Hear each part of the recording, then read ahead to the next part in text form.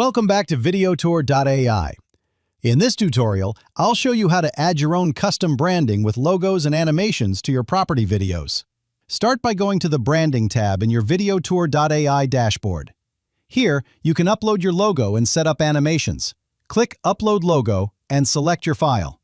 Make sure it's an image file and not a PDF or a video. You can then choose between two options. The first is a simple animation where your logo fades in and out. The second, for 20 credits, is an AI-powered animation that brings your logo to life with dynamic motion.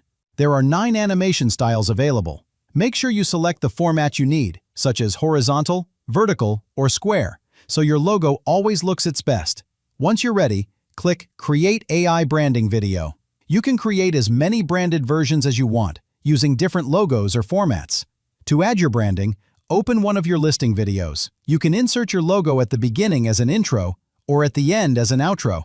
Just choose from the branding videos you've already created. Click on Apply the changes and preview the video to see how it looks. And if you're happy with it, click Download. That's it. You've just personalized your video with professional branding. Thanks for watching. And if you have any questions, feel free to reach out. Happy branding with VideoTour.AI.